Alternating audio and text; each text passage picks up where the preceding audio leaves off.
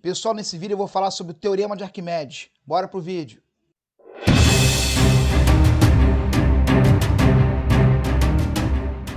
Vamos lá, pessoal. O Teorema de Arquimedes, né? Um teorema muito importante. Arquimedes foi um sábio, né, da Grécia Antiga, muito importante. Ele que começou a desenvolver a ideia de alavancas, né, máquinas simples, um excelente engenheiro, né, da Grécia Antiga.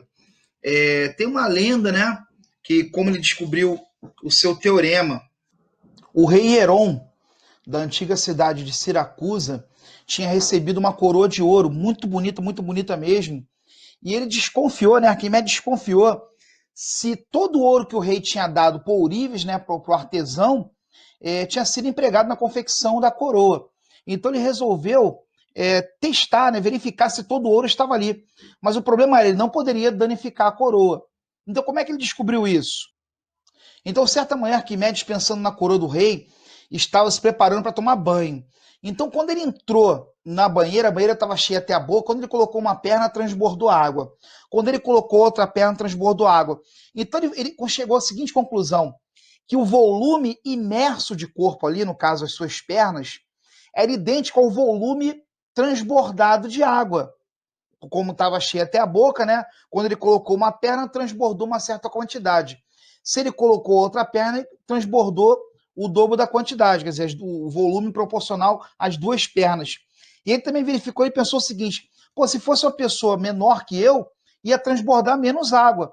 Então, o volume deslocado de fluido é igual ao volume de corpo submerso na água.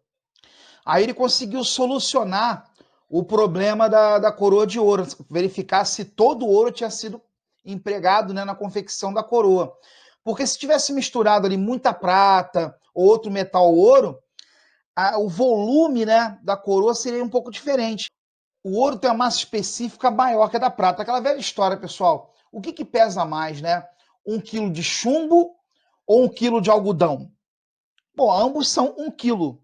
Agora, para ter o mesmo peso que 1 quilo de chumbo, vou ter que ter muito mais algodão. Então a prata, por ter uma massa específica menor, ela vai ter que ocupar um maior volume para poder se igualar à massa do ouro. Tudo bem? Ambos vão ter o mesmo peso, só com um volume muito maior de algodão e de prata.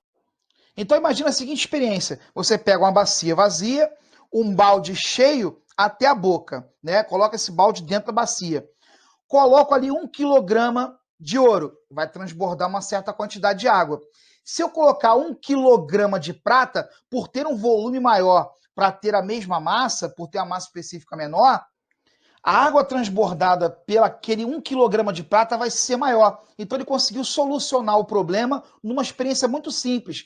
Então ele conseguiu solucionar o problema, né, de maneira muito simples e saiu gritando pela Grécia Antiga, reza a lenda que pelado, né, gritando eureka, eureka, quer dizer, eu encontrei, eu descobri em grego. Então vamos para o teorema, pessoal.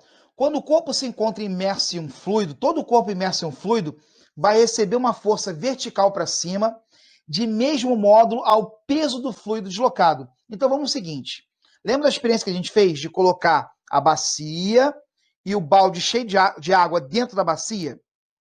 Quando eu coloco ali 1 quilograma de ouro, vai transbordar uma certa quantidade de fluido proporcional ao volume desse ouro, o volume ocupado por esse 1 quilograma de ouro. Então, vamos lá, eu marquei essa quantidade de água ali. Então, esse volume que transbordou é o volume deslocado, já que estava cheio até a borda, né? Até a boca.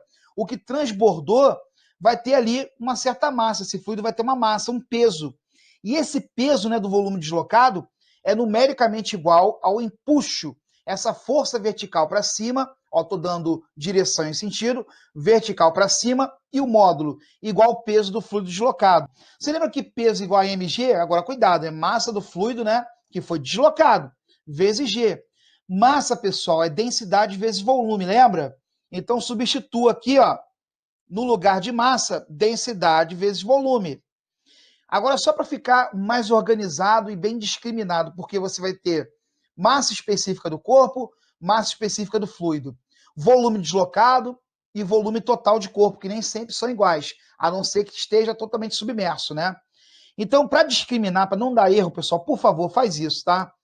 Empuxo igual a densidade do fluido, massa específica do fluido, G de gravidade e volume deslocado de fluido, que é igual ao volume submerso de corpo. Eu posso colocar aqui também, ó, volume submerso. Tudo bem? Não tem aquela expressão, é apenas a ponta do iceberg? Se você reparar no primeiro slide, tem muito mais iceberg dentro d'água do que fora. É apenas a ponta do iceberg, porque a parte maior do iceberg, o maior volume, está submerso. A maior parte do problema não apareceu ainda.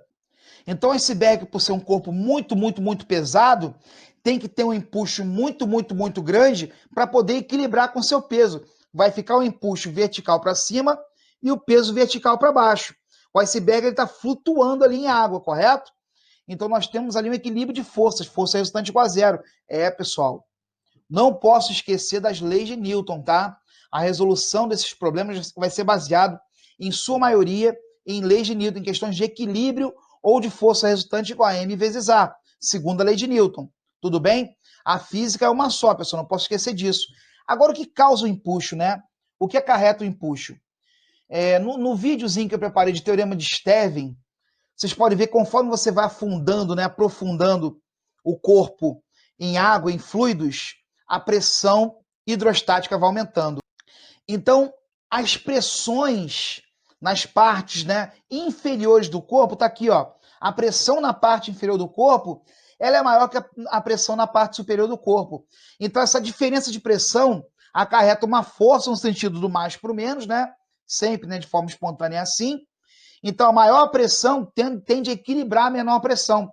Então, aparece uma força denominada empuxo, vertical para cima, na tendência de equilibrar essa pressão. Então, o empuxo é causado, gerado pela diferença de pressão no decorrer do seu corpo, né, imerso em um fluido. Questão do Enem, galera. Durante uma obra em um clube, um grupo de trabalhadores teve que remover uma escultura de ferro maciço colocada no fundo de uma piscina vazia.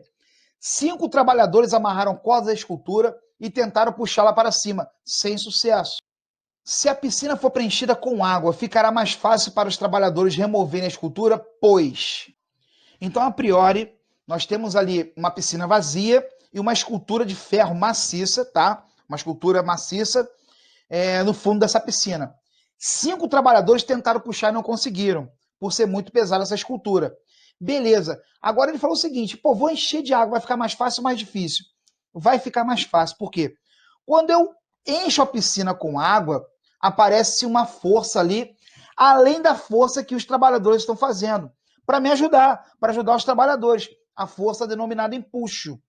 Então, nós temos aí uma força vertical para cima, ajudando, né, a força dos trabalhadores para poder, pelo menos, equilibrar o peso da escultura e puxar ela para cima.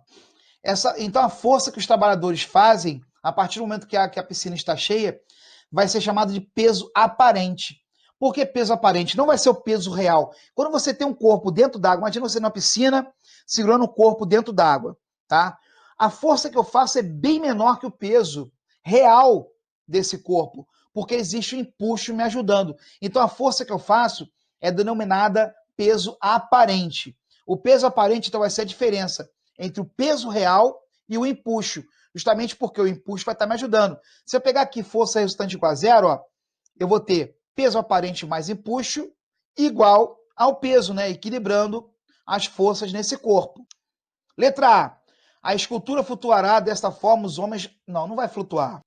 Letra B. A escultura ficará com peso menor. Não, o peso da escultura não vai alterar. O peso é mg, massa vezes gravidade. Eu só altero o peso se alterar a massa ou a gravidade. Então não tem como. Letra C. A água exercerá uma força na escultura proporcional à sua massa e para cima. Não é proporcional à sua massa. Aí lembra da história lá da coroa de ouro que tinha a prata de Arquimedes. É proporcional ao volume submerso de corpo. Letra D. A água exercerá uma força na escultura para baixo. Opa, não, é vertical para cima. Letra E, pessoal. A água exercerá uma força na escultura proporcional ao seu volume, correto? E para cima, correto? Esta força se somará à força que os trabalhadores fazem, podendo resultar em uma força ascendente maior que o peso da escultura. Sim, pessoal, letra E, gabarito correto. Agora uma outra questãozinha, pessoal, um outro exemplo, agora a questão da UERJ. Uma barca para transportar automóveis entre as margens de um rio Quando vazia, tem seu volume igual a 100 metros cúbicos. Opa, beleza, já está no sistema internacional. E massa igual a 40 mil quilogramas. Considere que todos os automóveis transportados têm a mesma massa de 1.500 quilogramas e que a densidade da água seja 1.000 quilogramas por metro cúbico. Novamente, né, tudo aí no sistema internacional, não vou precisar mudar nenhuma unidade. Ainda bem. Qual o número máximo de automóveis que podem ser simultaneamente transportados por essa barca? Então é o seguinte, nós temos ali o peso dos automóveis empurrando essa barca para baixo e o peso da balsa também puxando, né, ela para baixo. Então existe um limite, pessoal, para a balsa não afundar. Eu vou colocando carrinhos aqui, ó, coloco um carrinho, 2 carrinhos, 3 carrinhos. O que vai acontecendo com o volume da balsa? Vai se tornando cada vez mais submerso. A balsa vai afundando. Qual é o limite máximo de carrinhos ali? O limite máximo é ter a superfície livre da balsa, a superfície superior, né, livre superior da balsa, estar coincidindo com o nível da água. Quer dizer, afundei completamente a balsa. Então, quando o limite máximo ali, a quantidade de carros máxima, detalhe, qualquer carro a mais que eu colocar ali, ela afunda de vez. A balsa vai virar um submarino, beleza? Então, conforme eu vou colocando o carrinho ali, ela vai afundando, vai afundando, vai afundando. O limite máximo é o volume submerso de balsa ser igual ao seu volume total. Quer dizer, eu submergi toda a balsa, a sua superfície livre, né, superior, está coincidindo com o nível da água. Então, nós temos ali um limite, né, a quantidade de carros máxima nessa situação, onde o seu volume total é igualado ao volume submerso. Agora, pensando em leis de Newton, pessoal, eu tenho empuxo vertical para cima, peso da balsa e peso dos carros, são N carros, para baixo. Para isso aí ficar em equilíbrio, equilíbrio, força resultante igual a zero, lembra? Vamos lá. Força resultante igual a zero, pessoal. Então, o empuxo tem que se igualar ao peso dos carros e ao peso da balsa, dá mais o peso da balsa. Empuxo, densidade do fluido, é muito importante isso, densidade da água no caso. Gravidade e volume total da balsa, coincidentemente, né, consequentemente, o volume submerso é o volume total. N carros vezes mg, que é a massa de um carro só, vezes g. Massa da balsa vezes g. Então vamos lá, pessoal. Densidade da água, 1.000, G 10, volume total 100. N carros, 1.500 vezes 10, que é o G, né? Massa da balsa, 40 mil quilogramas vezes G. Dividindo a equação inteira por 1.000. Vou chegar aqui, ó. Dividir por 1.000, sobrou 1.000, igual a N vezes 15, eu cortei 3 zeros aqui, mais 400. Tudo bem, pessoal? Passo 400 para cá, vai dar 600, né? Igual a N vezes 15. Então vai ficar 600 dividido por 15 igual a N. Vamos lá. 600 dividido por 15 igual a N. N igual a 40 carros. Então a capacidade máxima dessa balsa é carregar 40 carros. Bom, espero ter ajudado. Muito obrigado e até a próxima.